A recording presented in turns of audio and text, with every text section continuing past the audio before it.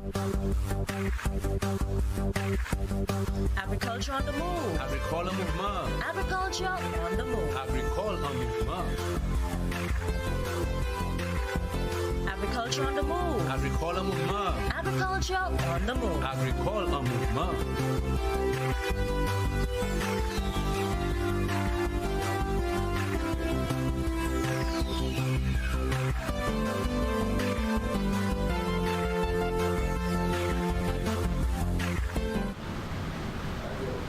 Hello everyone and welcome to the program Agriculture on the Move. My name is Philip Sidney, your host. Today our discussion surrounds International Day of Plant Health 2023. What is plant health? With me to discuss this topic is Mrs. Hannah Tupal Romain, who is the Chief Plant Research Officer in the Ministry of Agriculture. Welcome to the program, ma'am. Hi, good afternoon, Mr. Sidney. Thanks for having me. Yes, of course. It's always a pleasure having you on our program, especially when we bring good news to the public, informing them and telling them what's happening in your section. International Day of Plant Health. I mean, what's really plant health? Okay, plant health. Well, plants are considered healthy when they can carry their physiological functions. And when I say physiological functions, I mean the ability to absorb water, the ability to flower, the ability to fruit. When they can do that to the best of the genetic potential, that means that they're doing it very well. Mm-hmm. So this is generally what a healthy plant is about. So why a day was set aside specific for plant health? Okay, so the United Nations designated the 12th of May every year as International Day of Plant Health. Why? Because of the importance of plants. Plants, they provide us with the oxygen that we breathe in, they provide us with fiber. In fact, plants really are the main primary producers. They're the one which sustains the planet. Mm-hmm. So, and we see that every year 40% of plant production is affected by plant pests and diseases. So this is a very important area that we need to focus on. Just like we focus on human health, we realize that plant health is inextricably linked to human health. And if we don't care for our plants, then we ourselves, we can't survive because we depend on our plants for survival. In other words, there is a symbiotic relationship between humans and plants. That's right. One cannot live without the other. That's correct. So humans now must care for the plant that they eat. That's correct. So if there are pest diseases that are affecting plants, what do we do? Okay, so we care for those plants. Just like you care for your body as a human being, you ensure that you provide the plants with all of the nutrients that are required so that the plants can live a healthy life. You ensure that you put in the right substances and you don't use harsh chemicals on the plant. You don't abuse the plant. You ensure that the plant receives its timely nutrients, water, sunlight, all of the factors that are required for a healthy plant. And in addition, you ensure that you safeguard the plants from pests and diseases. Mm-hmm. How you carry yourself in terms of moving other plants, in terms of moving the equipment that you use. Do you sanitize those pieces of equipment after using it in your garden or using it in other areas? Do you ensure that you use clean garden tools to prevent the movement of pathogens, whether it be a virus, whether it be bacteria, whether it be whatever pathogen, moving it from one area to the next. So you protect that plant, you ensure that that plant is remained free of pests and diseases. Okay, that is done. However, you will still have pests and diseases affecting plants. I have a problem of not only me, but there are persons out there that consume plants, crops, vegetables, and they're concerned with the harsh chemicals that are being used to control pests. Are there any other alternative measures that can be taken to control pests? Of course there are. And generally what we have found over the years, we do see many producers go into using some harsh chemicals. However, the ministry has already taken decisions and put plans in place to inform and to provide farmers with alternative sources of chemicals that can be used to protect plants.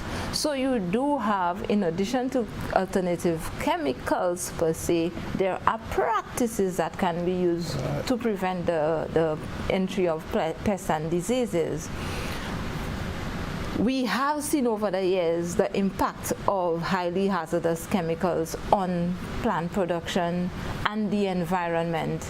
And what we are looking to as a ministry is to bring in what you call alternatives that are biological in nature. So you do have microorganisms which are very beneficial in the environment, and they do help to control pests and diseases.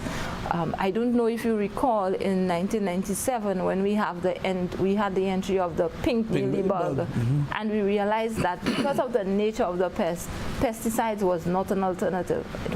We could not have used it to control that pest because it was a mealybug in nature, and the mealybug is able to shield itself under a white coat. So we had to use what we call biological control. So we had to bring in natural enemies to come in, like what we call Anagyrus and Cryptolemus. These are the scientific names, but they were actually ladybird beetles which came in and they fed on or they parasitized the mealybug and they killed it off. And we saw that our hibiscus and our other varieties within the same family, like the okra, they began, surviving. So we do have those alternatives, and they do exist in the environment. We have mites that and lacewing bugs and many other organisms that live in the environment, and they do the use or the abuse of pesticides can eliminate those natural enemies, sadly.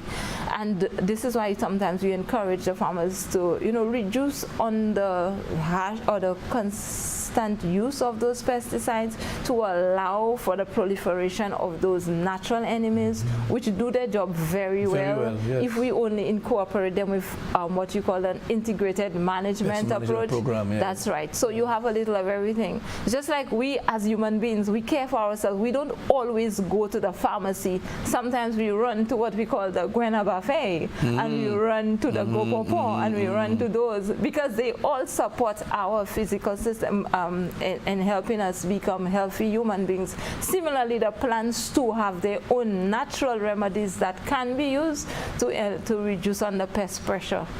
As we're on the question of environment, I realize this year's theme, plant health for environmental protection.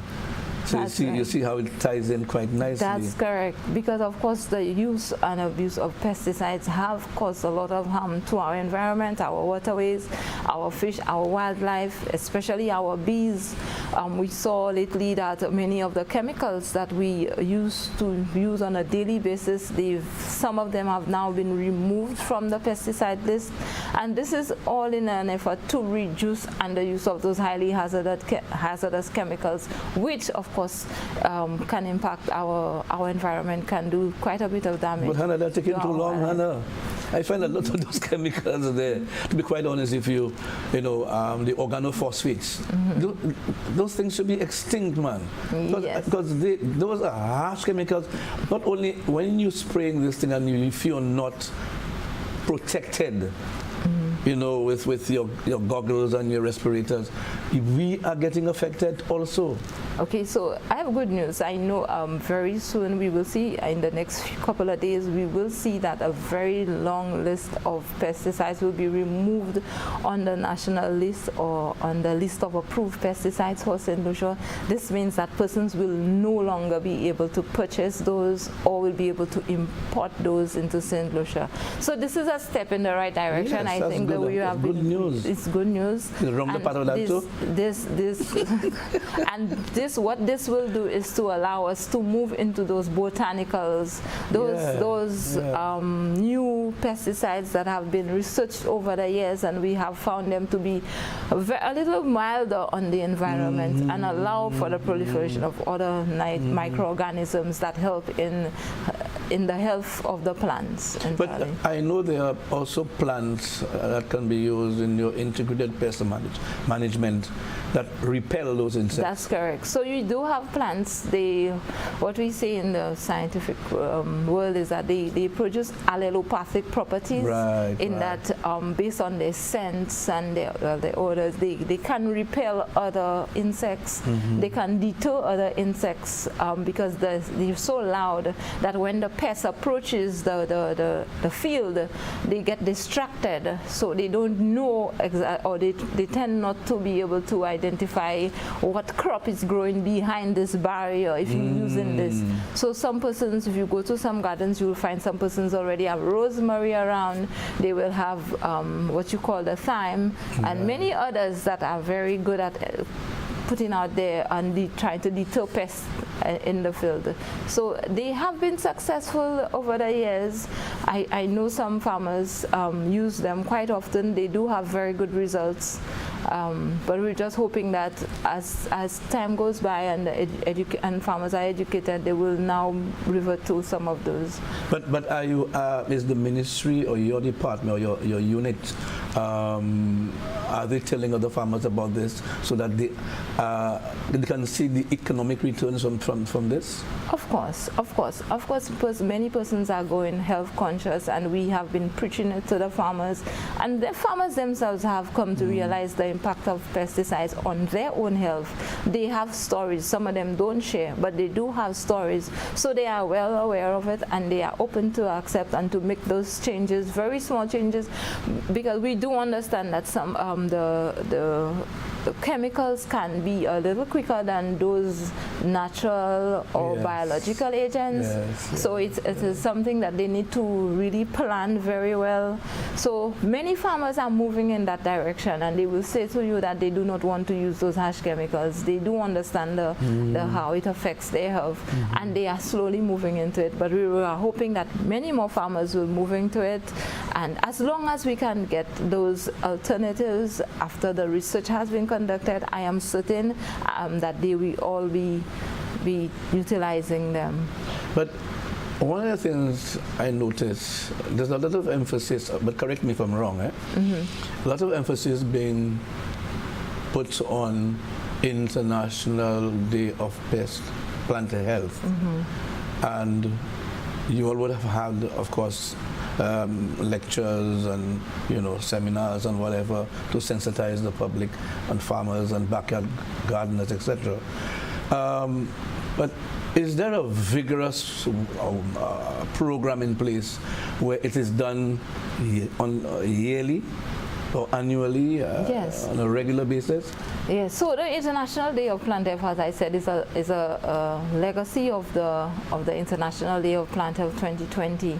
And what we try to push is to educate persons of how protecting plants can help reduce hunger, eliminate poverty, improve our food security, boost economic activity, and so much. So this year's activity, of course, we've had it from 2020. Correct. And 2021 we did not celebrate it on a big way because of COVID. But 2022 we did, and this year we're hoping to have a grand celebration. Actually, we will during the entire week we've been really aggressive with public awareness. We'll be having a plant clinic at the National Agricultural Diagnostic Facility, and this plant clinic, just like you have your health centers. Well, hold that point because we're due for a break. Okay. You're watching Agriculture on the Move. Stay tuned. Don't go away. I am life. I am home to millions, and I sustain millions more. My abundance brings prosperity, while my scarcity can be deadly. I cover much of the earth, and my influence extends far beyond.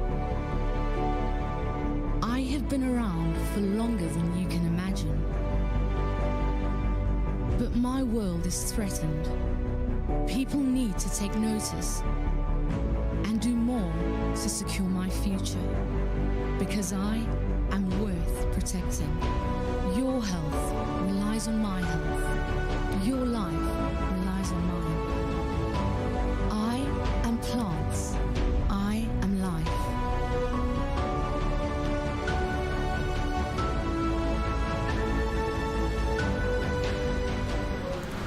Welcome back to the program, Agriculture on the Move, and of course we're talking about International Day of Plant Health 2023. And of course Hannah Romaine is with me in studio, and of course she is the Chief Plant Research Officer in the Ministry of Agriculture. Hannah, we spoke about the theme. We just about getting into what are the programs that you have put in place to sensitize the public as far as plant health is concerned. Okay, so this week we were hoping to have a little more schools involved. Good. And because we do understand that it starts here with the young ones, letting them know that plants do get sick as well, and it's important to care for plants. So we were hoping to have a few activities at schools. However, our main drive this year will be the plant clinics. So we're looking forward to having a plant clinic, just like you have our health clinics where people go in to see what they are affected by, or we have our plant clinic to see what the plants really are affected by, what is happening to the plants. So if persons have sick plants at home, or if farmers have pest problems, plant issues that they've not been able to diagnose, it's an opportunity to walk in with your samples in your bag and take it there to the labs, so that the technicians at the lab can help them, assist them in identifying the problems and to provide them with management options on their farms. Good. So this is, and of course this will also, there will also be an opening ceremony on that day, just to open the day in a grand way. So this too will be taking place at the National Agricultural Diagnostic Facility. And of course we've been on the airwaves and television for the week just to let persons know how important it is to protect our plants. And this year's focus, we are going in a grand way in informing persons of the banana disease that's looming on the horizon. And this is the banana wilt, tropical race 4. And this disease, as we've been sharing out there, we've been going out to the communities, we've been sharing and educating farmers about how this disease can be very deadly. It is getting very close to home. So we know that in the 1950s, when the mildest strain of this disease, the Fusarium wilt, when it came into way East Asia in the 1950s, it devastated completely all the Gomichel varieties. And I don't know if you recall this Gomichel variety that was very sweet. Very sweet. Very nice. Yes. And what it forced us to do is to go into a more resistant variety, which we now have and we call Cavendish. Cavendish, yes. However, now we realize that the tropical race 4 is even more aggressive, and it can eliminate the entire banana industry. You mean entire Musa species? That's correct. So all bananas, plantains, heliconia, all of those within the banana family can be wiped out. Wow. We saw that sometime in 2021, I think it entered Colombia, and shortly after it moved into Peru. And we saw earlier this year in January, it moved into Venezuela. That's close to home. Yes. And we do understand the kind of trade that exists between Venezuela and Trinidad, and of course there is always clandestine activities in all around. So it's a major threat to our banana industry. And sadly, there is no cure for the disease. Once it comes in, It's That's here it. to stay. It can actually stay in the soil for So it's over 25 years. It's soil-borne. It is a soil-borne disease. It feeds within the xylem vessels. It blocks the xylem vessels. It prevents the fluid. plant from taking all of its nutrients, all its water and everything, and It then stifles the it plant. stifles the plant essentially. So there are no should I say commercial varieties that are resistant to the disease. Of course, there is research going on now, and we But are they tolerable? there are, but however, for food security, there are varieties that we can explore. However, the taste is the issue, and I don't think we'll be able to get a variety that may be so tasty as what we had in the past. Cavendish especially in Gros Michel. and this is always the challenge when you have an invasive species coming on our hand, and we have to now look for alternatives to help, relieve the disease. So the disease now is in Venezuela, and we have now been should I say building or pushing, or we have become a little more aggressive on public awareness campaigns, because we need farmers to understand that. We need farmers to know that, hey, this is a time where we cannot have persons just walking in and out of your banana fields anymore. We talk about farm security.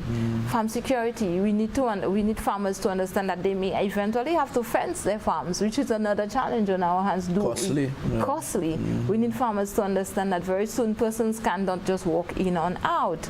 We need farmers to understand that they need to put measures in place to even ensure that when they travel or when persons travel, that they don't move with those shoes, or they don't come in and they sanitize their shoes before they walk into their farms. So it just shows you the kind of pressure that it will place on farmers now. Even on the borders, we now have to put measures in place. Persons who are traveling can no longer just walk from a farm overseas and walk into the country. They need to know that they have to leave those shoes in that country where they visited. What's about imported vehicles? Imported vehicles. Second-hand vehicles. That's correct. Those tires. I have seen heavy equipment coming in, and they're on the boats, and they are filled with soil. That's correct. So all of those measures must be put in place to reduce on the risk, because this pathogen, it moves on soil, it moves on water, it moves on contaminated equipment, it moves on contaminated tools. So we need to ensure that persons are well aware of all of those risks, and that they put whatever measures, all of the measures that they need to put in place to safeguard our country, to safeguard their farms. And it's not in St. Lucia yet. And it is not in St. Lucia as yet, we thankfully. need to emphasize that. It is not present in St. Lucia. Yes. However, we need to do all what we can to keep it out. That's very important. I know a few years ago we began. That's right. But I think we sort of lapsed a bit.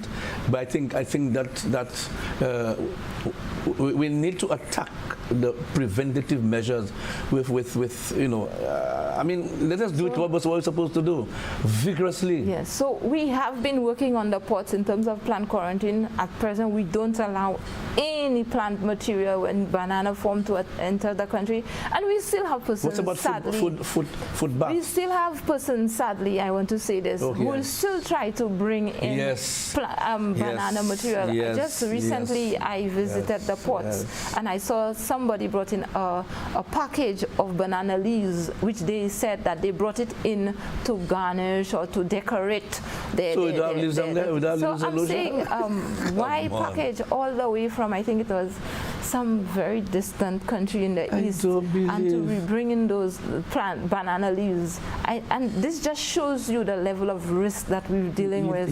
Persons are still unaware how dangerous, how aggressive this disease can be, the ability of this is to wipe out the entire banana industry, but yet still persons are still engaging themselves in those kinds of activities. You don't have to go too far. A lot of the diseases that have come into our island, that's how they came in. People bringing in live animals, hidden, pets, and getting cuttings of exoras and other in the hand luggage. Sadly. sadly, and they don't understand how this impacts our food security. Exactly. And now, I mean, bananas. Let us take a look at just bananas, Yes. how the impact of this thing. Of course, many persons have been saying, oh, they're looking to see if they can have an alternative to bananas. But really and truly, bananas is really our mainstay. This is our main staple. Definitely. Without, if you realize, Mr. Sidney, that after the banana industry kind of declined a bit, many other commodities we saw were on the decline. Why? Because all of those farmers who did the dashing and the yam depended on the banana farmers who were going up the hill early in the morning to get the commodities. All of those suffered because many of them depended on the banana farmers to fertilize, get a ride, to go up to their farms, to take down their loads. You know, so the banana farmers, they support widely, many ways, in supporting the agricultural industry. And we would hate to see that this disease come into St. Lucia and wipe out our banana industry. That would really be the saddest day for St. Lucia. Heart-wrenching. It will be heart-wrenching. What are the symptoms of that disease? How can a farmer identify that disease on his field if it do get in, God forbid? Okay, so some of the early symptoms we see is the yellowing of the leaves. We see the toppling of the leaves. We see splitting of the stems. At times, you can also see that the plant may have a reddish color if you cut open the vascular system or the stem, like some of them will say. You will see this discoloration. So all of those. So there are key symptoms that they will observe. And I will say to them, to the farmers, whatever strange symptom that you see in the field, even though you're not sure what it is, let the ministry know. Don't cut the tree. Don't attempt to move it to us. We want to come to you. We will come to you. We will come to look into the matter. We would like that they leave it where it is, but inform us. That's the most important. Inform us, because we don't want to be moving any pathogen around. We don't want to be putting the entire country at risk. Early detection is very important. So we say to them, let us know very early. Any strange symptom, any strange exhibition, let us know. We would like to be on board and to ensure that they are protected, the farms are protected. What we have been doing lately is we have been having some very aggressive campaigns within the communities. So we have the crop protection officers who conduct trainings with farmers, with extension officers, to let them know about the disease, how to identify it, how to make, of course, early detections in terms of seeing strange symptoms and calling us and informing us of what they've seen. I remember, or take a pic. Everybody has a definitely. That's what I was going to. Every farmer nowadays has a phone, their smartphones. Smartphones, so take a picture, send it over to us, and we will be at the farms right away.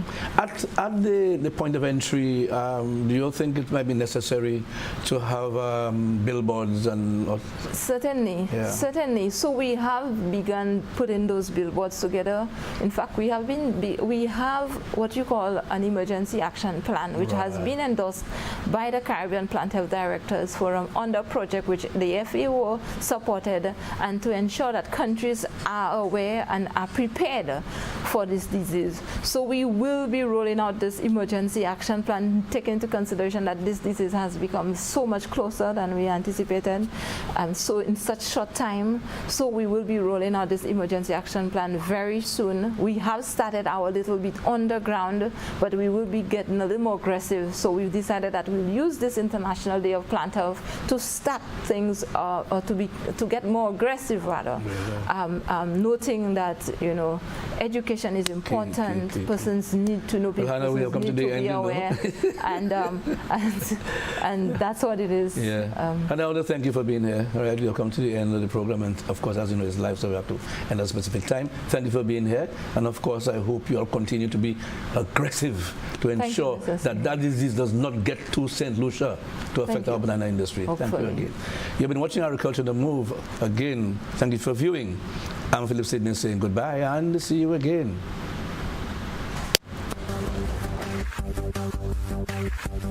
Agriculture Agriculture on the move. Agricole en mouvement. Agriculture on the move. Agricole en mouvement. Agriculture on the move. Agricole en mouvement. Agriculture on the move. Agricole en mouvement.